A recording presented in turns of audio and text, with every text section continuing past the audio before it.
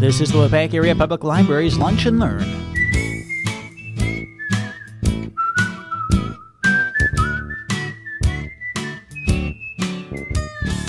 Okay. Ann Menzies is here to speak for us today. She's a registered dietitian with DataCare. And we've all been told what we shouldn't eat. And of course, that changes all the time too, as we learn more about that. But Ann is here to answer the question, what should we eat? Yes, thank you. You know, in my profession, I have patients that actually say to me, well, you tell me not to eat saturated fat, not to eat this, not to eat that. Well, what am I supposed to eat? You know, just eat the box, that whatever it comes in. So I thought today we would focus on what am I supposed to eat, and hopefully this will be helpful. As we go through, I think I've got 11 points on here.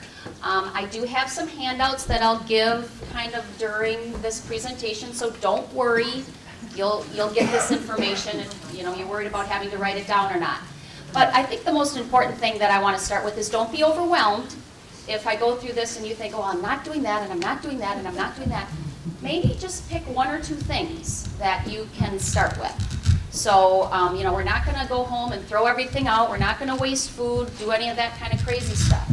But just pick maybe one or two things that you can work on and work towards healthier eating, okay? And please feel free, questions as we go, very informal. Okay. So the first thing is, and how many people have heard this before, we should be eating more vegetables. Yeah, everybody, yeah. Fruits, vegetables, whole grains. I mean, I don't care what people come to see me for. Cholesterol, weight loss, diabetes, heart disease. Fruits, vegetables, whole grains. That's really the gist of this. But really, if we want to make what we are supposed to eat simple, then look at your plate. Now, hopefully, we have a 9-inch plate. People always say, well, can I eat on a platter? No, you can't eat on a platter. But, a 9-inch plate. So typically, our dinner plates are about 11 inches. But usually, our dinner plates have a little bit of a rim around it. It kind of goes up. So stay on the inner rim if you don't want to use a smaller salad plate. Our salad plates generally are about 8 inches. So we're kind of caught in between. But if you buy the paper plates, this is probably a 9-inch plate.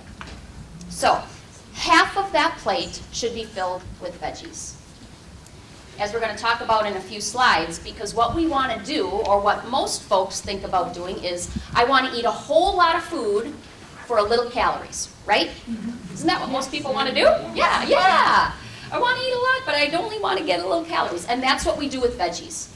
We can eat a whole ton of vegetables for very few calories. So every meal, well, breakfast is a little tough, but let's say lunch and supper, look at your plate, half of it is filled with vegetables. Oh, there's a picture of it. So there's my perfect plate in a perfect world that we don't live in, but we can strive for this. Some people don't eat a vegetable a week. So maybe your goal today is, geez, I never eat a vegetable at lunch. I'm pretty good with supper, but rarely at lunch. Maybe that's your goal. Just look down, is there even a vegetable, much less half a plate of them? So half a plate of vegetables, and then you can see in the upper right-hand corner I have grains. What's a grain? Noodles, rice, bread.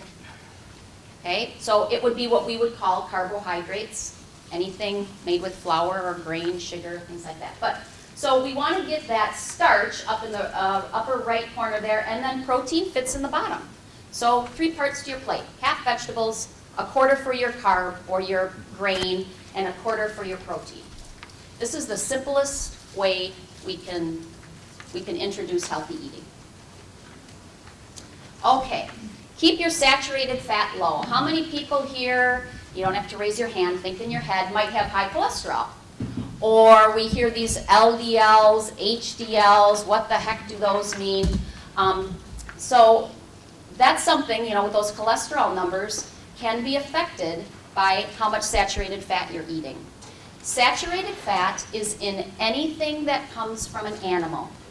Sour cream, cream cheese, half and half, milk, eggs, meat, yogurt. It's got saturated fat in it because it comes from an animal.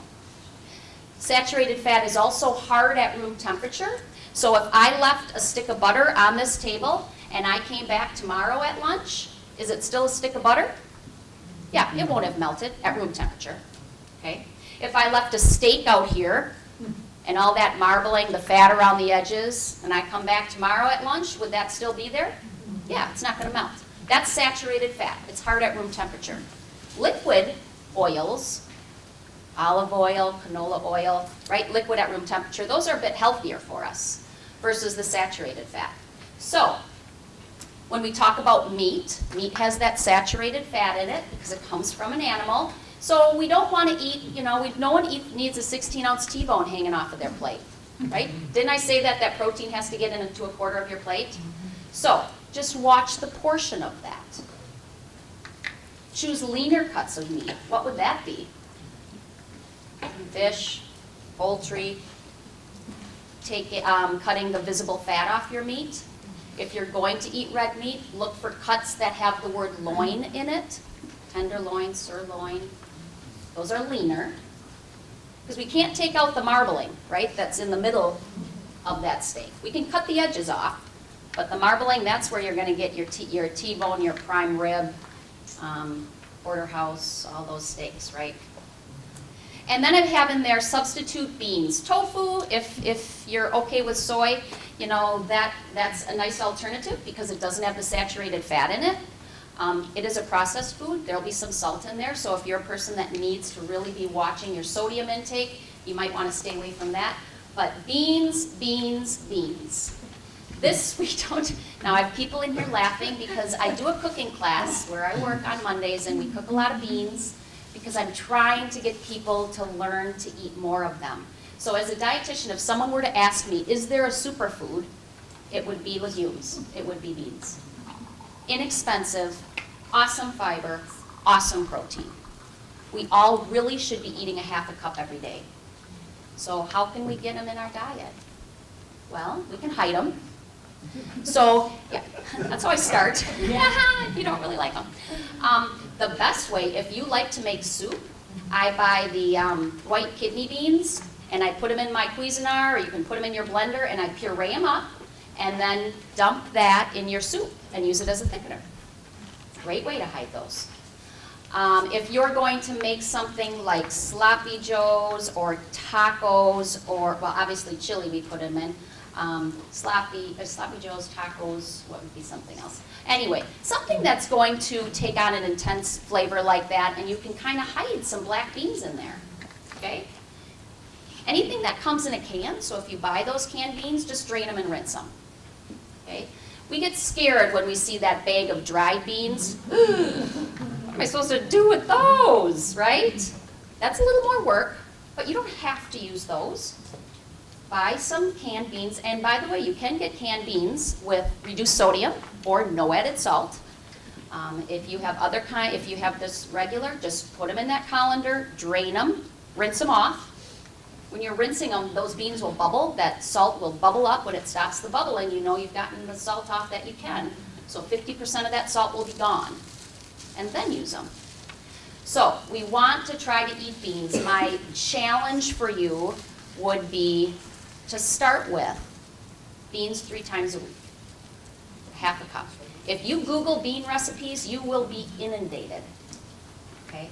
And if anyone is interested, I have a ton of bean recipes. I have some great, the cooking classes that I do at the clinic on Mondays are seriously take me 5 minutes to make something with beans. So super easy. Okay, and then we have eggs and cheese on there. I'm a huge fan of eggs personally. The American Heart Association is thinking of changing their guidelines instead of 3 yolks a week to actually a yolk a day. Not as much saturated fat in there for 60 calories, 7 grams of protein. Again, inexpensive. Yeah, I think it's awesome. And it's easy, isn't it? Hard-boiled egg or cook an egg, it's really nice. So, now if someone comes and says, I eat a 3-egg omelet every day, well, now settle down, okay? We don't eat that many eggs. But, so I'm a big fan of eggs. Cheese, what's the bad part of cheese? I know, we live in Wisconsin here. Salt, saturated fat, right? I pick on string cheese because string cheese is pre-portioned, it's part skim mozzarella, When you start cutting that cheese off the brick, those wedges can get fairly large, right? And oh, that was good, I'm just gonna have one more. So that's why I sort of pick on string cheese. It's easy to pack. If you're on the road somewhere, you can just take a piece of string cheese with you. But we have to be careful. So saturated fat, anything that comes from an animal, and hard at room temperature. Try to eat more beans. So maybe today you'll walk away going, I'm going to do that. I'm going to eat 3 servings of beans a week. Yes. A week. Hey, oh, that's a good, now that's, of course, if you have a problem with gas and beans, let me tell you this, okay? Because everyone's thinking it, right? Okay. As you eat more beans, your system will get used to that, and that gassiness should go away. As you continue to eat that high fiber diet, your body will get used to it. You also could use Beano. It's very effective. Get it in a little, it looks like eye drop thing, and you put a drop or 2 on there, and it does help. So put those worries aside. Well, just a sec. Can I just take it? Go ahead. Coconut oil. Coconut is solid. Does that count as not good? Coconut oil, okay, big craze, right? Coconut water, coconut flour, coconut oil. So as dietitians, we still are advocating being very careful with coconut oil. Coconut oil is a saturated fat. When you buy it, it's in a jar, isn't it? At the grocery store? Is it liquid? No, it's solid. So it is a saturated fat. The studies that have been done on that, coconut oil, have been small. A couple of them show promising results, a couple of them not so much. And I'm not going to get into the science of a long chain fatty acid and a medium chain fatty acid and all of this business. The bottom line is we just don't have enough research for us to say, hey everybody, that's the oil that we should be using. So if you choose to use it, I would treat it as a saturated fat. I mean, you got to be careful with that. But quite frankly, I don't care if you're using coconut oil or olive oil or butter. These are all fats. They're all very concentrated calories. So whatever one you're using, we all should be careful about how much we're using. Every time you throw a tablespoon of butter in your pan, that's 110 calories. Jeepers. You know? So I cut up all these beautiful vegetables and then I pour a third of a cup of olive oil in my pan to saute them. You just added 800 calories to those vegetables that you were going to eat, that we wanted to eat a whole lot of for a little calories. Not anymore. So it really, whatever fat you're choosing to use, you have to be careful. Just because olive oil is good for us doesn't mean I should sop my bread up in it when I go to Grazzi's. That bread is just soaking up that fat. So be careful. Thank you for that question. What about pork and beans? Pork and beans. So the bean part is good.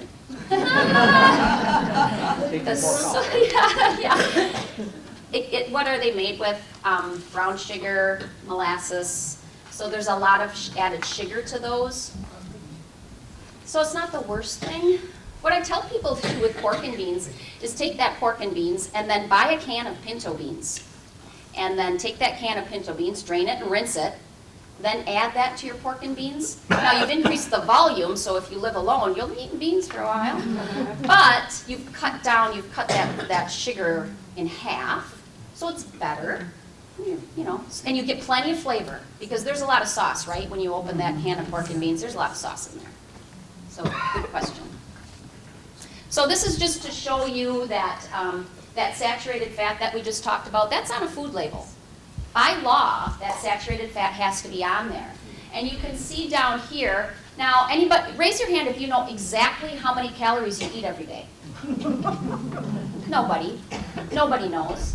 So what I just generally tell people, again, this is sort of a blanket statement, that if you try to keep saturated fat right around 14 grams, I'm not asking you to count. Oh my gosh, that would be tedious, wouldn't it? But at least tuck that number in the back of your head so when you're grocery shopping, use it as a reference. So when I pull out the Stouffer's lasagna, and it says that a 2x3 piece has 9 grams of saturated fat in it, I can go, oh, well, geez, I'm only allowed 12 today. Maybe I should pick something else for supper. So tuck the number 14 or 12, you know. I would guess probably for folks in here, you might want to stick with 12. So if you tuck the number 12, just as a reference. So when you pick something up at the grocery store and you look where saturated fat is, right under the total fat, you've got a reference. Does that make sense? Okay, so let's stick with 12. Okay, number 3, don't overdo your grains. Let me start with saying, we are bombarded with information about carbs, and carbs are bad. They're horrible. They make us gain weight, right? Wrong. We only get our energy from 3 different macronutrients. Our food is either a protein, or a fat, or a carbohydrate. You cannot cut out a complete macronutrient and expect to stay healthy. Our body needs all 3. Now, our problem is we like the wrong kinds, right? We like big plates of pasta, 2 liters of Coke, give me the big bag of chips, right? This is how we eat burritos as big as our face. So that's our problem. It's not that they're bad. It's just that we eat the wrong kinds and our quantity has gotten out of control. So that's why I put don't overdo the grains. I'm not saying eliminate them, but we have to change our choices. So looking for whole grains. And I don't know if I can go back to that food label again, but whole grains. So when you are looking at an ingredient list and you're buying bread, let's say, and the bread is oat bran or it's split top wheat. Okay, you go, well, this is good. It's brown, right? Many patients come in and say, well, I eat brown bread. That's good. Color does not denote health, okay? So just because it's brown. So when you look at that ingredient list and the first word says wheat flour, that's just white flour, folks. That is white flour that they add coloring to, maybe molasses to make it look dark, because I think brown means healthy. That's not right. That first word on that ingredient list should be whole. I have one on there? I don't. Whole wheat flour. If it just says wheat flour, you put that one back and look for a different kind that's on sale. You'll find one that's on sale that the first word is whole. So that's what we want, okay? So whole grains, and what that simply means is that's a picture of a grain, and we want the manufacturers to take that whole grain, crush it up, and use it in the product. What the manufacturers do is they take out that endosperm, which is the largest part, they throw the other 2 parts away, and they make Wonder Bread. Yeah, right? Now all 3 parts of those have endearing qualities. So that's why we want them to use the whole grain part of it.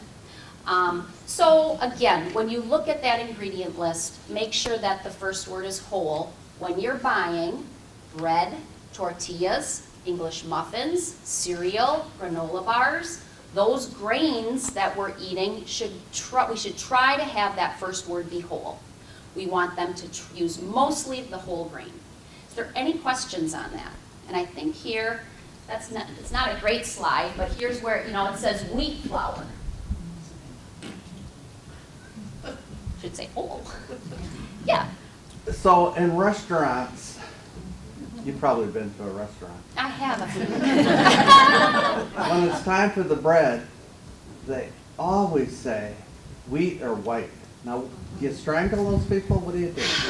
Yeah, I know. If it's whole. Yeah, Yes. yeah. Is it whole wheat? We don't know. You don't know. So, Well, when they say that, that means they're both white flour. That's right, just well, probably. Do I know for sure? I don't. Unless they charge $1 extra for the whole grain. Yeah, right. You don't know. You don't know. Yeah, just like bakeries, we don't know. Unless I can see a food label. Yeah, just not sure. Yeah, so that's just an example of where it would say wheat flour. But again, first word whole on all of those different products. Okay, minimize added sugar. Boy, we could talk a long time just about sugars. There's sugar in everything. You probably have all realized that by now. Look at your ketchup bottle, look at your barbecue sauce. Oh gosh, it's really just everywhere. So I have on there no room for empty calories, and that's pretty harsh. But I do think that we eat too many sweets. We can satisfy that sweet tooth other ways. Am I saying you'll never eat another chocolate chip cookie? Or that I'm bad if I eat a chocolate chip cookie or one of these? No. But remember, it's what you do most days of the week that count. Should I have dessert after lunch and supper? Are you passing the cookies down? Right? Yeah.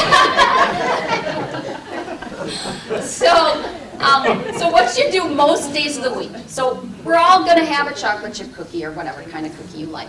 But again, I don't need to have dessert after lunch and supper. So watching the quantity of that. Now, when it comes to how much sugar should I be eating, people ask me that a lot. How much sugar should I eat? None is the answer. There's no dietary guideline for sugars because it doesn't offer you anything nutritionally. It doesn't make your bones stronger. It doesn't make you whatever, you know. We don't need it. All it does is give us cavities. And it has calories. And if we eat too many calories, our weight goes up. And if our weight goes up, cholesterol could go up, diabetes numbers could get worse. There's a lot of things that can happen with that. So calories are important, and sugar just adds what we call empty calories. Again, I'm not saying we, never, but we should watch that.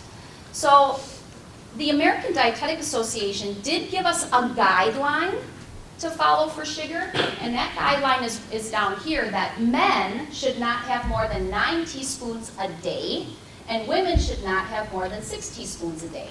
Now, when you look at a food label, sugar is given in grams, right?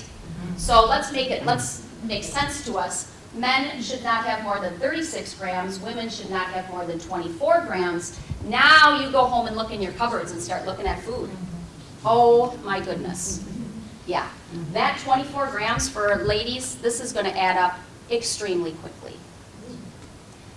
Caution, when you look at a carton of yogurt or milk where there is naturally occurring sugar, so people get all excited, they'll come in and they say, well, I thought I was eating healthy and I have this yogurt and it's got 24 grams of sugar in it. Some of that is naturally occurring sugar. The unfortunate thing is, as our labels stand today, we don't know how much is natural and how much is added. Because what we really are concerned about is added sugars. The natural sugar in fruit is very different to me than the sugar that they put in at the Keebler plant, right? Let's not worry about the natural sugars. Those are good foods. Can I overeat good foods? Yeah. I've got people that drink a gallon of milk a day. That's too much. That guy last summer ate a watermelon every day. That's too much, right? So, yeah. So we have to be careful with that. So yeah, as the labels stand, we don't know, but good news, when the new labels come out, my hope is in 2017, because they look really great, much better than we're looking at today, much more user-friendly. It will have on there, it'll say total sugar, and then right underneath it will say added sugar and naturally occurring. That's going to be fabulous, isn't it? Yep. So, for folks who eat yogurt, yogurt's a good food. Big fan of the Greek yogurt because you get more protein that way. But if you're buying, let's say, vanilla yogurt, I should have brought a container. Let's say it has 12 grams of sugar in it. You can, our yogurt containers are usually about 6 ounces nowadays. Rarely do you see the 8-ounce ones anymore, like the old Dannons. They're usually, let's say you're getting a 6-ounce container of yogurt. It has 15 grams or 12 grams of sugar in it. You can subtract about 6. We can assume that about 6 grams is naturally occurring. Because if you buy plain yogurt, then so if I buy the Dannon plain yogurt and that has 6 grams of sugar, that's naturally occurring. There's nothing added. But when you get into the flavors, now they're going to add sugar to that. And don't tell me you're getting your fruit serving from your, that's jelly in there. So be careful. So this is a really tough one. This is tough. I just want you to be aware. Again, if you want to tuck, you women and men want to tuck your number in the back of your head, and just out of curiosity, Look at your box of cereal. Look at the cereal your grandkids are eating. They're probably going to school with about 36 grams to start the day. You take waffles, and then you look at how much syrup they put on there. I do a thing when I go into the schools and I take waffles and then I pour, I take whatever, half a cup of syrup or something, and I put sugar, like how much sugar is actually in that, and then I pour it over the waffles for the kids. It's really gross. Yeah, of course they're like, cool, I'm gonna eat that. Okay. Keep a lid on sodium. Lots of folks today have to watch salt. You've been told probably by your provider, your nurse practitioner, ooh, you might have high blood pressure. Kind of keep an eye on salt. There's a lot of salt in things, right? It's kind of like sugar. Some of your doctors might have said 1,500 milligrams a day of salt. Try to keep it under that. 2,000 milligrams. They used to allow us 2,400 milligrams, which is 1 teaspoon. That's what they used to allow us a day. Now they've made it more difficult, of course. They lower the number. It's hard. 1,500 milligrams, that's tough. So if I'm talking to my cardiac patients, if I can get them to do 2,000, the average person does 4,000 a day. So if I can get people to cut it in half, I think that's great. That's super. But if you can do 1,500, that's 500 a meal, and that's no snacks. It's a tough number. So the best thing that you can do, 2 things. Number 1 is get the salt shaker off the table. You don't need to be adding any more salt. And quite frankly, there are such wonderful salt-free seasonings out there. If you're not familiar with Menzies Spices, they have taken a stand on salt-free seasonings. And if you go into their store in Appleton or online, they have great, great seasonings. Or locally, Mrs. Dash, McCormick's, or use some basil and oregano. Doesn't have to be fancy. So that's number 1. Don't add salt. There's enough in there. And number 2, a little more difficult, but try to stay away from processed foods. Hamburger helper, rice-a-roni, TV dinners, mac and cheese, the Lipton noodle mixes. Those things are loaded with salt. Yep. If you buy frozen chicken breasts in the bag that usually go on sale, those have been injected. There's salt in those. So you'd really have to get the fresh chicken breasts on the styrofoam container. So be careful with that. Did a search one time for fun to find the most heavily sodium canned good I could at the store. Yeah. Seems to be Swanson's chicken a la king. Oh. Sodium count is like 3,200. Oh my goodness. Yeah. Yeah. Be careful with that. So, yeah. If you're in a store shopping for like cottage cheese or something like that, you look at the fat, you say, well, I want to cut the fat. You look at the sodium, and the sodium's way up. So what's the trade-off? That's tough. Yep. So what he's saying, what his question was is, so he's trying to watch how much fat is in there, so he looks at like cottage cheese. Cottage cheese, great food, a lot of protein, I'm a fan, but it does have a lot of salt in it. So do I cut the salt? Do I cut the fat? Where's that happy medium? And sometimes you just gotta, yeah. Yeah, well, and they, now at least new to me, for the cottage cheese at Pick and Save, they had a 2% fat cottage cheese that was low sodium. Wow, I did not know that. Have you guys seen that? Yeah. So that's pretty cool. And it was about, I think it was about 125 milligrams less in a serving. So decent. So that's something to think about. Now, so with that, I've cut the sodium down a little. I'm not at 1% fat cottage cheese, which was where I'd like people to be, but 2% is better than whole. So it's sort of that give and take, yeah. Or maybe you do that cottage cheese, and then normally, you were gonna have a box of macaroni and cheese, and you go, well, I won't do that then. I'm gonna, make something with less salt at my next meal. It's sort of that, you gotta watch it. It's a tough call. Okay, so those are milligrams, so those aren't the teaspoons. No, right. I'm thinking, oh. Yeah, yep, so 2,400 milligrams is a teaspoon. And again, I don't know anyone's medical history here, but 1,500 milligrams might be for some folks in this room, 2,000 milligrams might be for some other folks. So somewhere, but it's less than a teaspoon is the bottom line, yeah, less than a teaspoon of salt. So don't add salt, or get that salt shaker off the table, and then more scratch cooking where you're controlling the salt that you're putting in there. A lot of people come in, well, I don't eat celery, there's so much salt in there. Again, that's naturally occurring. If you took a can of no added salt tomatoes, there's 20 milligrams of salt in a half a cup. It's just naturally occurring. It's okay, that's not what we're worried about. It's the stuff that they add. So naturally occurring salt in some vegetables, yes, but it's minimal. It's really minimal. So that's not what we want to concern ourselves with. Are you gonna mention processed meats? Lots of salt. Yeah, lunch meats, salami, bologna, brats, hot dogs, extremely high. High in fat, high in salt. Anything brined or cured, so ham, corned beef, sauerkraut, pickles, olives, extremely high. So if you're having to watch sodium, those are a definite, really occasionally, right? We got St. Patty's Day coming up. Okay, hey, holidays are free. There's only 7 of them a year. I don't care what diet you're on, that's free. So you enjoy your meal, you enjoy your, what do you call it, Reubens, and then be done. So, okay, here's another shameless plug for beans, but I'm really going to push them. But half a cup, and then we talk about nuts. Now, unsalted, having just talked about watching salt, unsalted nuts, people say, well, what's the best one?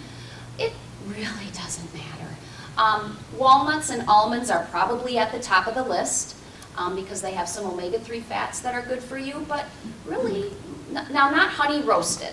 Okay, so not honey roasted, and if you can do unsalted, but some mixed nuts. The thing you can't do is go to Fleet Farm and get the tin and sit down in front of the television. Now that's too many calories.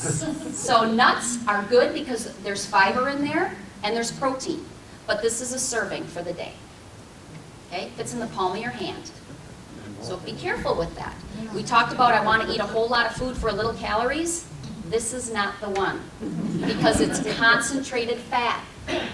Remember I said fat, if you put a tablespoon of butter, it's just 110 calories. Careful. I can eat, everyone in this room, you just ate lunch, everyone right now could eat 10 ruffled potato chips. I don't care if you just ate Thanksgiving dinner. Physically, everyone in this room could eat 12 ruffled potato chips.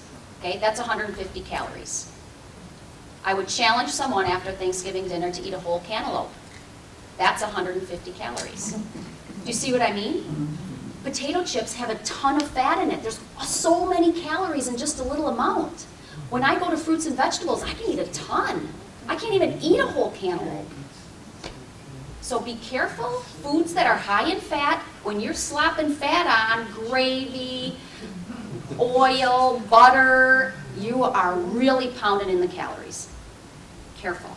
So nuts, great food. I'm a huge fan, but this is your serving. And then eat real food, not junk food. We have all kind, huge, go to Sam's Club. Have you ever looked at a slice of pizza at Sam's Club? Oh my gosh. It's about that big. It's huge. I think you get 2 when they buy it. I don't know. Anyhow, everything is large, and this is where I'm talking about portion control. We can make this easy. I go back to the plate. This is all about smart choices. Look for fiber, look for those whole grains, and watch your portion size. That 9-inch plate. Because when we get into all this junk food, you can hardly buy a regular size candy bar. They're all king size. Aren't they? It's crazy. Do you remember the little 1-ounce potato chip bags? They don't even do those anymore. It's all the big grab. Is that what it's called? The bigger. I don't know. And that's what our kids are used to. Okay, so remember I just talked about I want to eat a whole lot of food for little calories. There are books on this. It's called Volumetrics. So we want to eat a lot of food for little calories, like broths, like a broth type soup. So if I make vegetable soup. Eat that before a meal, you're gonna eat fewer calories at your meal. So I want to give you an example here. So we could go to McDonald's right now, and I'm gonna order a double quarter pounder right there in the corner, and a large fry, and a McCafe Frappe Mocha. 89 grams of fat and about 1,800 calories. People do this all the time, and this is lunch. This is lunch, okay? Because there's a ton of fat in these. Well, look at 89 grams. That just shoots the calories up. But kids do this all the time. Okay, for that same amount of calories and fat, I could eat 2.5 pounds of carrots, a cantaloupe, a head of lettuce, a pound of celery, a can of Progresso soup, 3 peppers, 3 potatoes, 3 eggs, 2 apples, 2 clementines, and a grapefruit. 12 grams of fat, same amount of calories. Physically impossible to eat this, right? So do you see what I mean? When you look for more fruits and vegetables in your diet, it fills you up and it's fewer calories. So again, we go back to, what do I hear every day in the paper, on the news? Eat fruits, vegetables, whole grains. Eat fruits, vegetables, whole grains. We're not kidding, because it fills me up and I get fewer calories. We could go into other reasons. So, yeah. A lot of chewing, too. Oh my gosh. Yeah, talk about fiber. Woo! And I think I've drilled that, beat that to death. I don't know if you guys drink regular soda, much of that. I usually don't find in the, this population that you're drinking a lot of soda. This would be more kids. But I will tell you that about 27% of our calories come from what we drink. And that's a lot. But I'm talking about sweetened tea, sweetened iced tea, soda, Gatorade. Well, now the kids drink all those power drinks or whatever, Monster drinks and things. But so I just encourage people not to drink your calories. If you're a person that's watching your weight, certainly if you have diabetes or pre-diabetes, be very careful with that. Don't drink your calories. Studies show that if I drank a Coke right now that has 240 calories in it, it's not going to affect my caloric intake from food. It's just like an additional 250 calories. See what I mean? So it's just like on top of what I'm going to eat. It doesn't affect how much I'm going to eat at my meals. So let's not do that. We don't need those extra calories. We should drink more water, right? Okay, so this is going to be kind of interesting.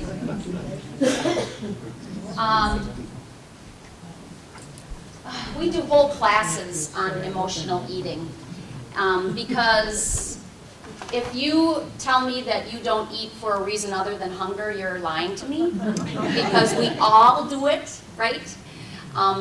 Been in this business for 25 years, the #1 thing is boredom.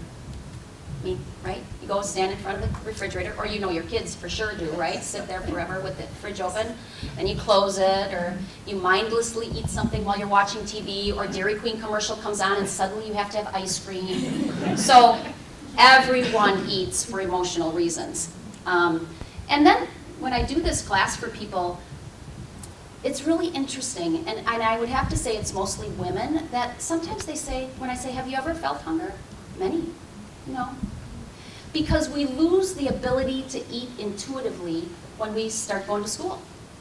Little kids, sometimes that haven't started school yet, they'll put a piece of chocolate cake, and they'll have a couple bites, and then they're off playing. They're listening to their body, they're like, oh, I just wanted a couple bites of that, I don't need to eat the whole thing. But when they start school, then it's like, well, come on, get up, eat breakfast. Bus is coming at 6:30. Hurry up, and well, I'm not hungry. Well, you gotta eat breakfast. Let's go. Then they get to school, and the teacher's like, snack time. Everyone take. Well, I'm not. Well, it's snack time. Your mom packed your snack, and then they go to hot lunch. Well, I'm not hungry. Well, the lunch lady said, if I don't eat 3 things on my plate, then I can't go out for recess. So, but I'm not hungry. So suddenly, then we got soccer practice, and hurry up and eat a snack, and. So suddenly it becomes, well, I'm just eating because I'm eating, and I keep going, and they're telling me. So we lose that ability to truly listen to our body. Am I hungry? Am I really hungry right now? Or am I eating for a different reason? So, those true physical signs of hunger And has everyone felt these? Yeah, yeah. So truly, my stomach is rumbling. That's when you should honor your hunger, when you feel those physical signs of hunger. A lot of different reasons that we eat here, because I'm angry, I'm sad, I'm under stress. That's another big one. We have stress eaters, but boredom is probably the biggest one up there that we eat for those reasons. And I'm not going to get into all that, but this is, I'm going to give you, and hopefully I made enough copies, but this is called the hunger scale, and this might be one thing that you will take home today and really start doing. So if you think about a scale from 1 to 10, 5 is I'm neither hungry nor full. I'm just right. You guys just ate lunch, you're probably good, right? If you're at a 1, you are so hungry, you're going to chew the doorknob off the door when you get home. I don't care what the dietitian said, right? And sometimes we've been there. You get home, I'm so hungry right now. 10 is, I am so full, I have to lay down on the bed, unzip my pants, I can't move, ugh, right? So, if you think about 5, I'm good right now. I had my lunch, I'm not hungry. You should honor your hunger when you're at this 4, so I start to feel physical signs of hunger. I sort of know my stomach starts to rumble. Sometimes people might, if you let it go a little too long, might get a little shaky with that. But you start to feel those physical signs of hunger, then honor your hunger. Your body's telling you, it's time to eat. You should stop eating, now this is hard for us, when we are satisfied, not when you're full. If you're sitting at the table and eating to fullness, you have gone beyond your calorie level. Big difference.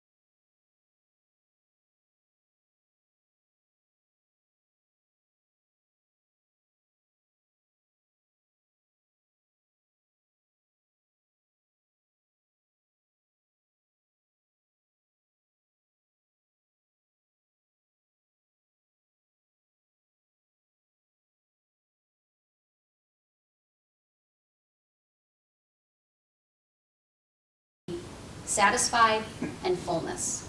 So I go back to the plate. That 9-inch plate, you serve it up, eat what's on your plate, and then give yourself 15 minutes.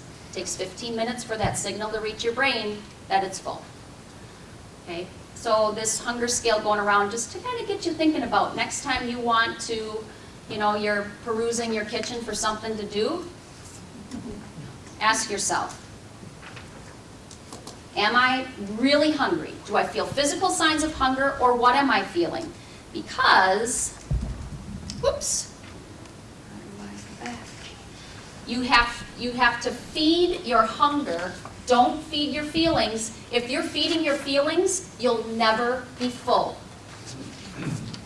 If I'm eating that carton of ice cream because I'm so angry, when I get to the bottom, I'm still angry, right?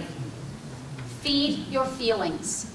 So my challenge to you is, when you find yourself in the kitchen and you're in front of the fridge and you go, you know, I'm really not hungry right now. I'm just bored. You have to have 2 things at the ready that you are going to do to get your mind off of that. Because if you don't have those 2 things, it's way too easy to grab the ice cream or grab the chips or grab the crackers or whatever it is. So your 2 things that you're going to do might be different than my 2 things. Could be clean a closet, vacuum, call a friend, knit, read a magazine, pick up my book, go for a walk, take the dog. Whatever your 2 things are, have them ready so you go, I'm not hungry, I'm going to go walk my dog right now. Get out of the situation. Okay? Super important. Again, we do a 4-week class just on this that I did in 5 minutes. Don't feed your feelings, you'll never be full. Okay. So, here are kind of the things that those are my boys when they were super little. Now they're all big and, so, yeah, 10 things you can pick to do. Either fill half of your plate with veggies, maybe do a meatless Mondays. There's my shameless plug for beans. Use beans for your protein. Decrease your sweets. Look for whole grains. Watch that sodium roughly, keep it to 600 milligrams a meal. Add a half a cup of beans. Less convenient food, more scratch, more fruits and veggies. Cut out soda if you drink that. And eat only when you're truly hungry.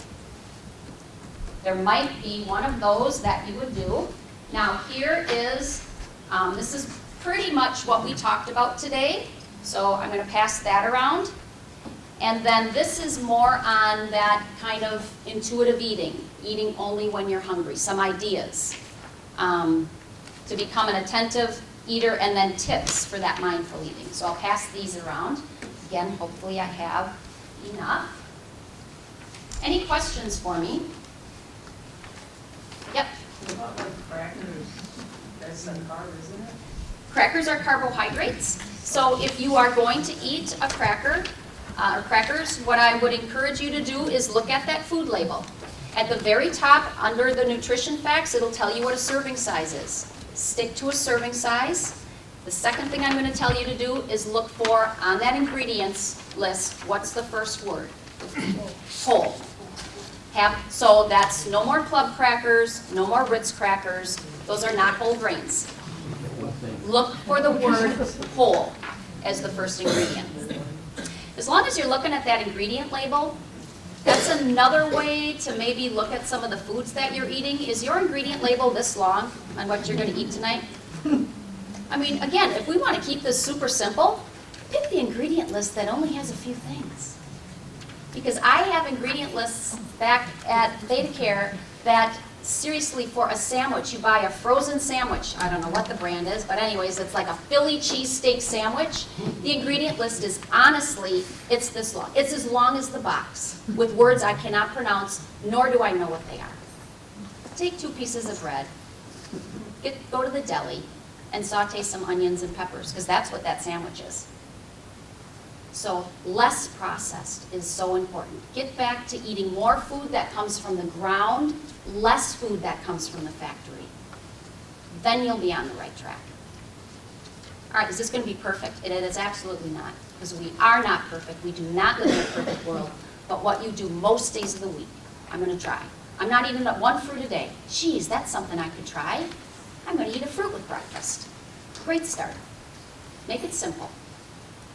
I have a question, Ann. Wine is supposed to be red wine. Yeah? Good for your heart and everything. But the sugar content, or what's your feeling on wine? Yes, there's no carbohydrate in wine unless it's a dessert wine. So something that would be sweeter. But if, as far as sugars go, not so much in wine or vodka or tequila. It's what you mix with it, with the mixed drinks. Wine, not so much. Now, what is the guideline? Again, we don't say, well, drink a drink a day, right? But if you choose to do that, 1 drink a day for women, 2 drinks a day for men. If you currently don't drink, we're not going to promote that. So I would just, again, if you enjoy a glass of wine, you know, you're not going to get all your antioxidants from wine. Right. So, or dark chocolate. So, you know, if you enjoy a glass of wine, have a glass of wine. Calories? Yes. So if someone is really trying to lose weight and, you know, they say, well, I like to have a couple glasses of wine with dinner. You know, you're adding calories. Then you're going to have to burn a lot for me or cut it down to 1 because, again, then it becomes a calorie issue with weight loss. Yeah.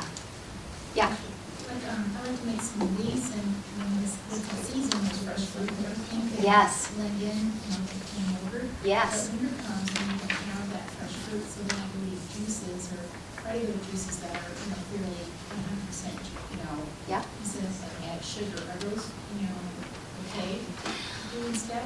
Yeah, I am not a fan of juice because you get so much more nutritional benefit from eating the real fruit than the juice.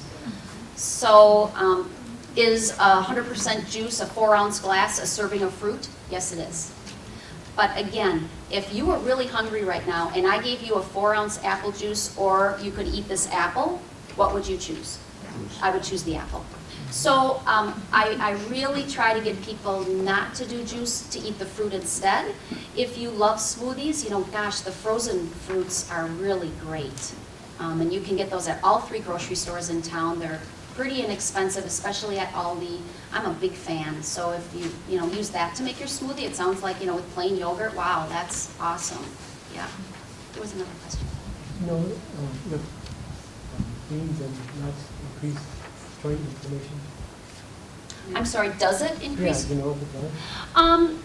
I wouldn't say that that's something that would. We're talking about a half a cup of beans and some handful of nuts. That's what I heard. Yeah, no. In fact, I'm going to do a talk for, I think, a Parkinson's group, and I'm definitely going to be talking about beans and nuts. Yeah, that's a good question, though, because a lot of our disease states that people have is really inflammation. Yeah, absolutely.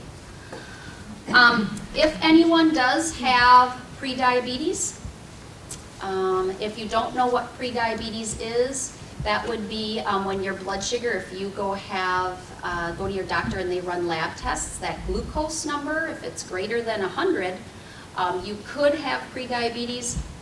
If your doctor, your doctor should have talked to you about that if you do. But we are going to be running a class that's going to start at the end of March. And it's really, we're going to focus on weight loss because that's what we do with prediabetes, because when weight goes down, blood sugar gets better. And this starts March 28th. It runs Monday evenings from 5 to 6:30. There are 9 sessions. One of those sessions, we will be doing a cooking class at the old Riverside School. We go, everyone cooks. We make like 9 different things and we all taste how good those ancient grains are. 9 sessions are $90. It's $10 a session.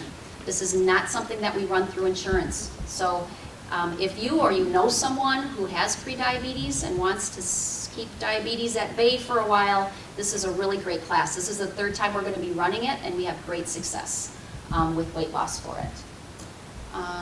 And if you complete the whole class, you get a free month's membership at the Health and Fitness headquarters.